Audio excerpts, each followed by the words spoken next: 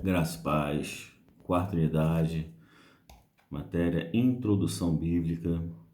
Vamos hoje falar um pouco sobre a Bíblia como a palavra de Deus e a inspiração da Bíblia. Quando falamos de inspiração, não se trata de inspiração poética, mas de autoridade divina. A Bíblia é única porque foi literalmente soprada por Deus. A seguir, examinaremos o que significa isso.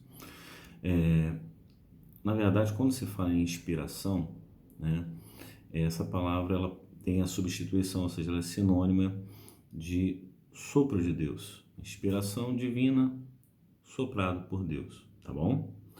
E vamos entender um pouco melhor isso. Podemos definir a inspiração bíblica do seguinte modo: é a influência natural do Espírito de Deus sobre a mente humana, pela qual os profetas, apóstolos e escritores sagrados foram habilitados para expor a verdade divina sem nenhuma mistura de erro. Ou seja, aquele que crê na inspiração divina, ou seja, crê que a Bíblia é inspirada por Deus, ele compreende que a Bíblia não há inerrância justamente porque Deus não erra. Portanto, entende-se que não havia ali, para ser considerada inspirada, não havia nenhuma condição de opiniões humanas, né? Na verdade, Deus ele preservava sim a escrita, ele preservava a limitação de cada um, né? Tendo em vista que nós temos dentro do quadro de autores, né, mais de 40 autores da Bíblia, inspirados por Deus, com culturas completamente diferentes, educação completamente diferente. Nós vemos um príncipe como Isaías e nós vemos um boieiro como Amós, plantador de sicônios. Nós vamos ver no Novo Testamento um médico como Lucas e Pedro, né? Então, enquanto Lucas escrevia em grego, né, Pedro só sabia falar o aramaico. Então nós vamos ver que Deus respeitava, né? Ele inspirava, utilizava a limitação, né, literária de cada um, porém a inspiração divina, ela era justamente aquilo que prevenia, né, a inerrância de colocar suas opiniões a respeito. Sim, nós vamos ver que existe também o antropopatismo e o antropomorfismo, né? O antropopatismo é a forma do homem tentar explicar a personalidade de Deus.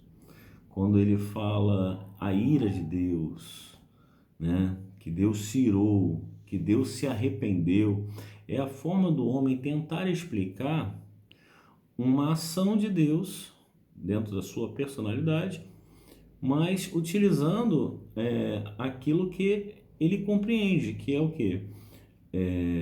Na verdade, as emoções, as atitudes humanas.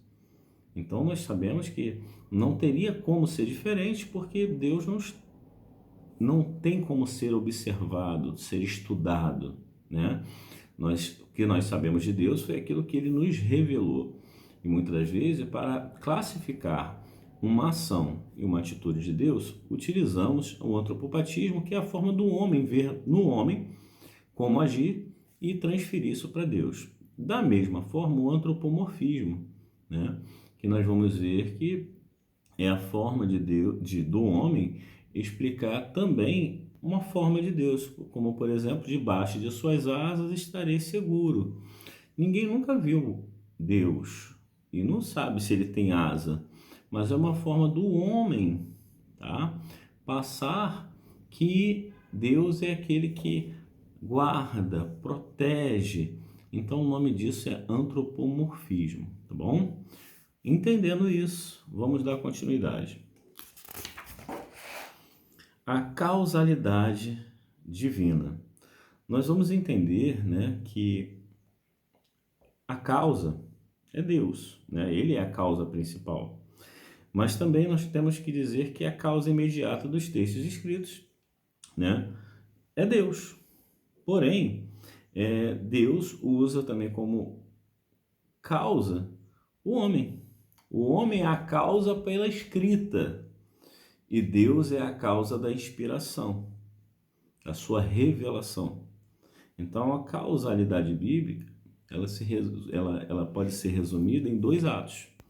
A causa homem como instrumento e a causa Deus como inspiração. Tá bom?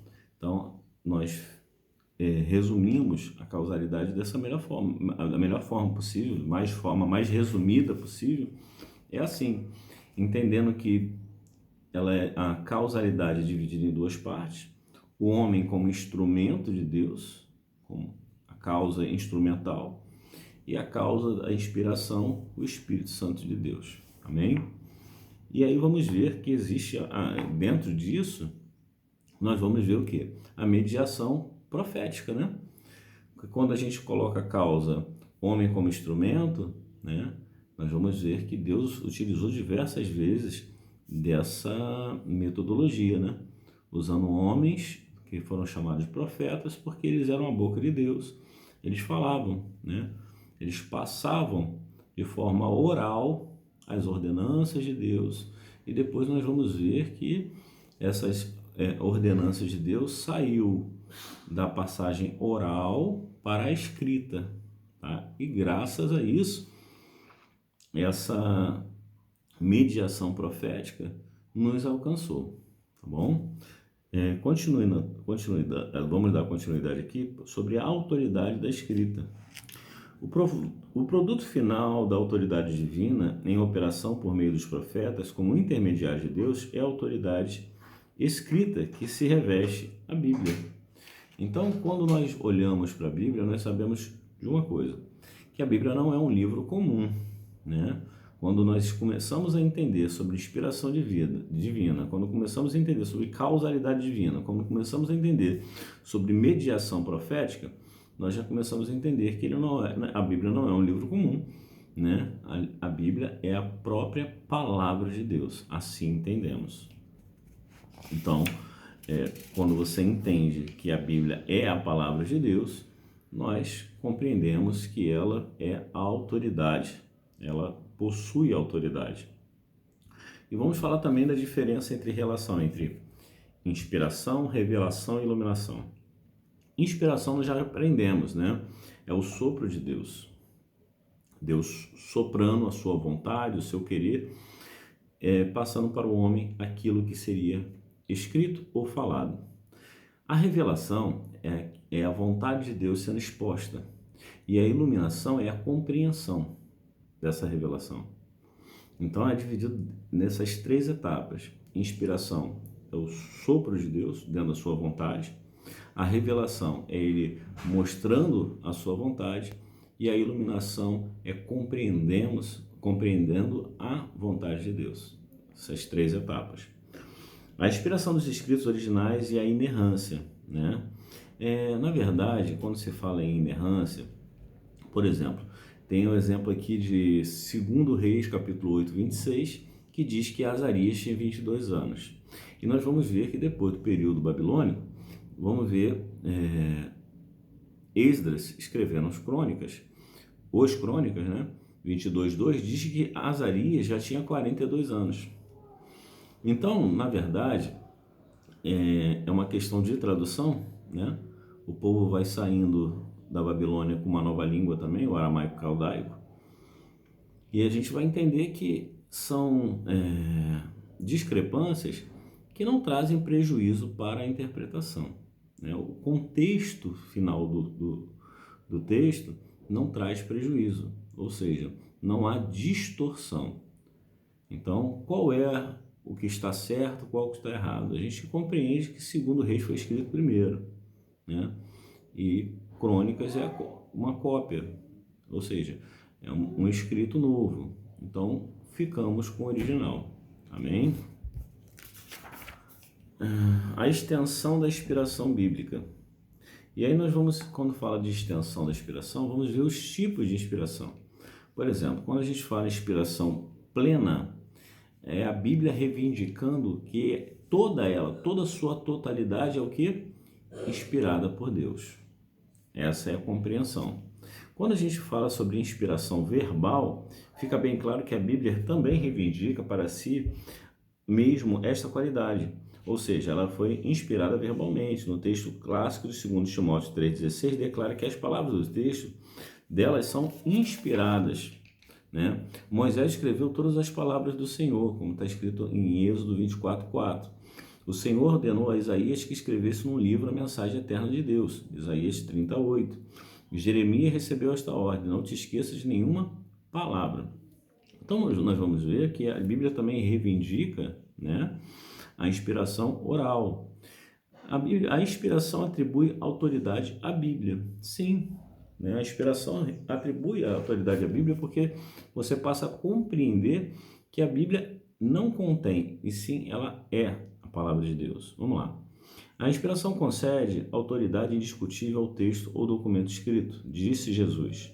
A Escritura não pode ser anulada, como está em João, Evangelho de Jesus Cristo, ao qual escreveu João 10:35. Em numerosas ocasiões, o Senhor recorreu à palavra de Deus escrita, que ele considerava árbitro definitivo em questões de fé e de prática. O Senhor recorreu às Escrituras como autoridade para ele purificar o templo, como está em Marcos 11:17. Também para pôr em xeque a tradição dos fariseus, como está em Mateus 15:3-4. E para resolver divergências doutrinárias, como está em Mateus 22:29. Então, nós vamos ver que Jesus ele sempre utilizou a autoridade bíblica. Por exemplo, em Mateus 4, quando nós vamos ver a tentação de Jesus no deserto, ele vence a tentação através da palavra. Está escrito, está escrito, está escrito. Então, Jesus sempre nos mostrou que a inspiração atribui a autoridade bíblica.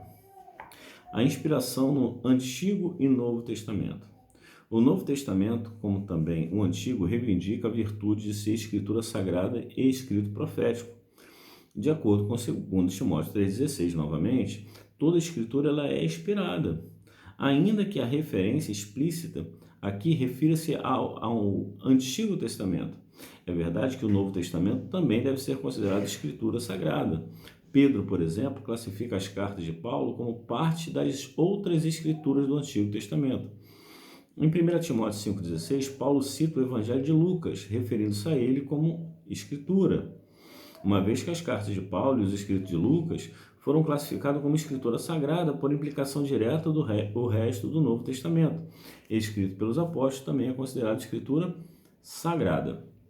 Ou seja, é reivindicado no Novo Testamento também as escrituras, né, no período da igreja primitiva, que vai até João.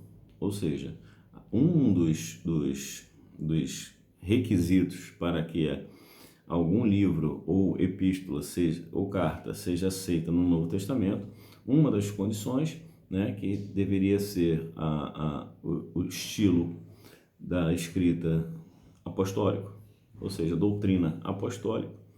A segunda é que finalizaria em João, ou seja, até 95, 100 anos depois de Cristo, e que ela teria que estar de acordo com os outros evangelhos. Então a gente vai vendo que tinha um critério de aceitação, né, para o Novo Testamento, assim como no Antigo Testamento, que teria que ser ir até o período de Esdras, né? Segundo, que teria que ser escrito em hebraico, tá bom? E em concordância com a ortodoxia dos judeus.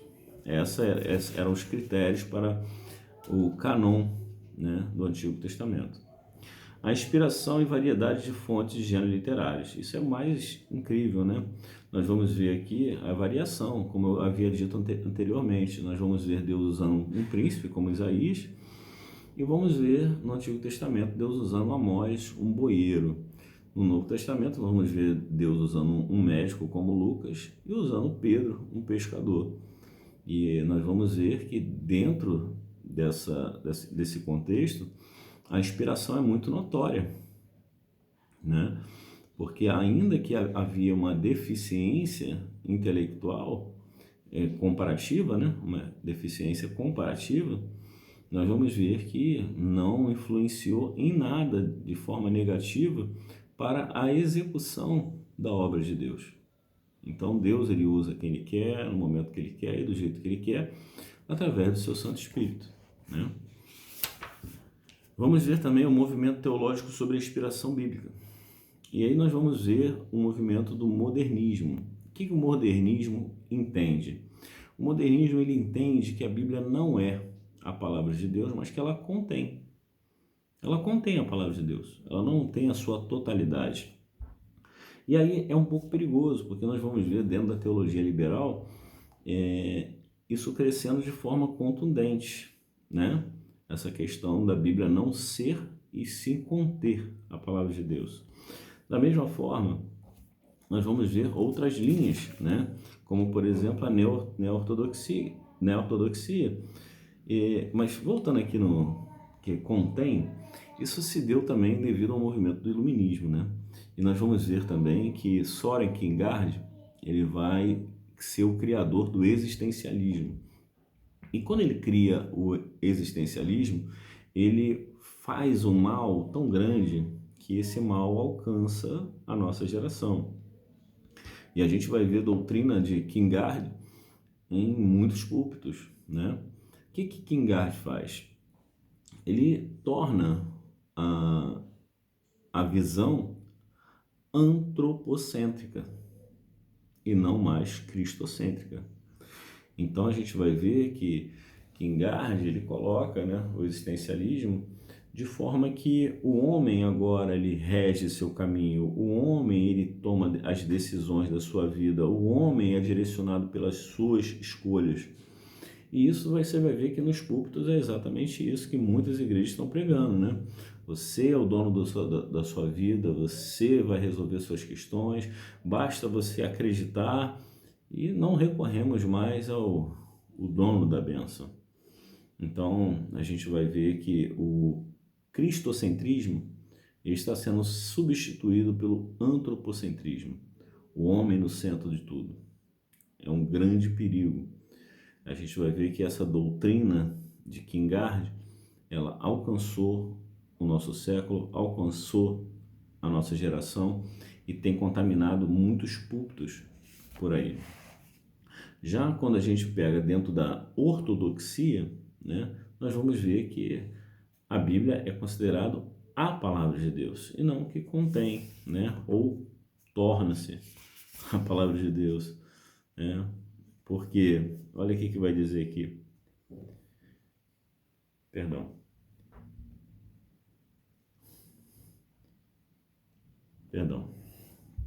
Criando um novo tipo de ortodoxia, afirma que Deus fala aos homens mediante a Bíblia. As Escrituras tornam-se a palavra de Deus no encontro pessoal entre Deus e o homem. A semelhança das outras teorias a respeito da inspiração da Bíblia, a ortodoxia desenvolveu duas correntes. Na extremidade mais importante estão os demitizadores, que negam todo e qualquer conteúdo religioso importante, factual ou histórico, nas páginas da Bíblia, e creem apenas na preocupação religiosa existencial dela. Na outra extremidade, os pensadores, de tendência mais evangélica, tentam preservar a maior parte de dados factuais e históricos das Escrituras, mas sustenta que a Bíblia de modo algum é revelação de Deus. Antes, Deus se revela na Bíblia nos encontros pessoais, não de maneira lógica. Então, dentro da neo-ortodoxia, compreende que ela torna-se a palavra de Deus de que forma? Quando o homem lê a Bíblia e ela se revela. Ou seja, quando você pensa dessa forma, você descredibiliza, né, que a Bíblia ela é acessível para todos, ela é universal.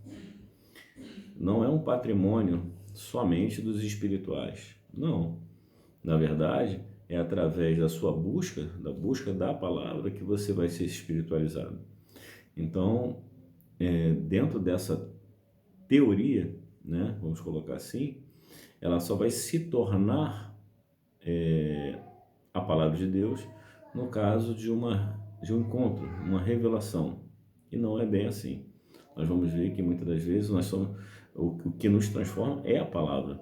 Então nós vamos ver que pessoas chegam quando começam a ler a Bíblia, não são espirituais ainda, mas quando começam a ler a Bíblia, que vai ter o encontro com Deus.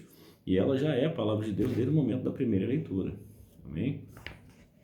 E dentro da ortodoxia, a Bíblia, como eu acabei de dizer, estou dizendo a todo tempo, ela é a palavra de Deus. E aí vamos ver as teorias sobre a inspiração da Bíblia, né? Por exemplo, tem a teoria da inspiração parcial. O que é uma inspiração parcial? Algumas passagens bíblicas foram inspiradas e outras não, né? É complicado isso. Você ser o supervisor do que é o que não é inspirado da Bíblia, tendo em vista que a própria palavra vai dizer que toda a Bíblia, ela é o quê? Vamos lá? Ela é inspirada por Deus, apta para ensinar, discernir, conduzir. Então, a própria Bíblia, ela já se autodefende, né? A teoria do ditado verbal. Essa teoria deriva do pensamento ortodoxo, porém algumas falhas são ramificações do movimento ortodoxo. Ensina a inspiração da Bíblia só quanto às palavras, não deixando lugar para a atividade e o estilo de cada escritor. Não é preciso ser estudioso da Bíblia para perceber claramente que cada escritor tem um estilo bem particular. Os escritores não escreveram sem qualquer noção de mente ou raciocínio. Deus não assalta a mente de ninguém. Deus usou o intelecto de cada escritor.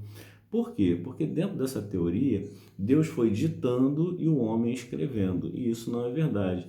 Deus utilizou o intelecto de cada um, tá? Como eu citei. Deus vai utilizar de uma forma literária mais robuscada um príncipe como Isaías, vai pegar a forma rústica de Amós, mas a mensagem vai ser passada, só o estilo literário que muda um pouco, mas a mensagem, ela permanece fiel. Amém?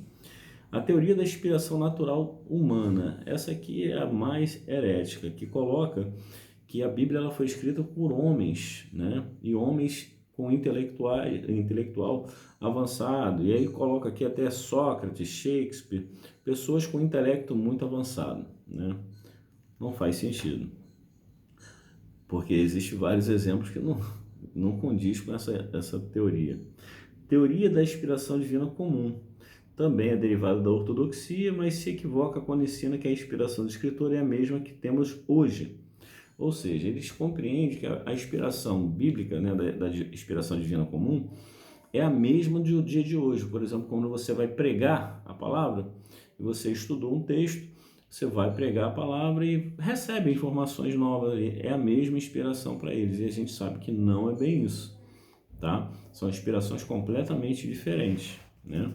Uma coisa é Deus te inspirar naquilo que você buscou para trazer, e a outra coisa é Ele passar algo para você repassar para o povo dele.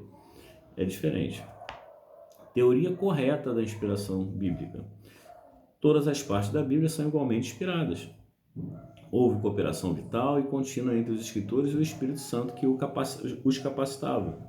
Os escritores não funcionaram como máquinas inconscientes. Eles a escreveram com palavras de seu vocabulário, porém sob a poderosa influência do Espírito Santo, né? E aí a prova da inspiração divina, nós temos diversas, né? Que a Bíblia é inspirada. A própria Bíblia, como eu falei, ela se autodefende. Por exemplo, quando Paulo relata em 2 Coríntios 4:4, né? O Deus desse século cegou os entendimentos dos incrédulos, para que lhes não resplandeça a luz do Evangelho da glória de Cristo, que é a imagem de Deus. Então coloca, né, que a própria Bíblia é a imagem de Deus. Também nós vamos ver que ela é lâmpada para os nossos pés, luz para o nosso caminho. Então há diversas passagens colocando como prova a própria inspiração da Bíblia, né? E nós vamos ver que a Bíblia é utilizada até mesmo nos tribunais, né, nos dias de hoje. A harmonia perfeita e impressionante da Bíblia. Nós vamos ver Deus usando mais de 40 autores, com intelectos diferentes, culturas diferentes, tempos diferentes, e nós vamos ver a Bíblia completamente harmônica, né? A gente vai ver que Deus utiliza, por exemplo, uma escrita no palácio, como Daniel, como também uma escrita no campo, como Ezequiel, como uma escrita na prisão, como João, como Paulo, e como João numa ilha de Pátimo, no exílio. Nós vamos ver uma diferença de cenário, né? E Deus inspirando a todos, utilizando o intelecto individual de todos, e ainda assim de uma forma harmônica a Bíblia se complementa, desde Gênesis a Apocalipse, né? E é maravilhoso. A gente, quando olha essa complexidade e ao mesmo tempo uma harmonia perfeita, ela já auto se explica, ela já se mostra como divina e inspirada. Vamos ver aqui que Jesus provou categoricamente a Bíblia, né? A pergunta é: se Jesus foi leitor da Bíblia, como Lucas 4, 16, 20, ele ensinou, ele afirmou ser ela a palavra de Deus, como está em Lucas 24, 44. Também Jesus afirma que as Sagradas Escrituras são a verdade, como está em João 17, 17. As evidências escriturísticas revelam de forma clara que Jesus confirmou a autoridade divina da Bíblia. O texto do Evangelho como um todo, com amplo apoio histórico, revela que Jesus era homem de integridade e de verdade. Tanto que vai mudar a era, né? Vamos ver que houve mudança para antes e depois de Cristo. Nós vamos ver que vai ser formado um calendário, né? Por causa do fato da existência de Jesus. Então, nós vamos ver o efeito benéfico da Bíblia sobre as pessoas e as nações do mundo. E aí, olha que interessante. Vamos ver aqui um dado muito interessante.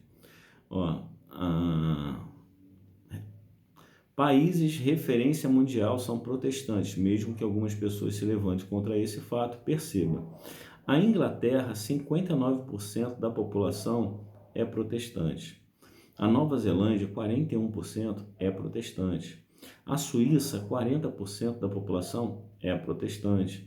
A Suécia, 87% da população é protestante.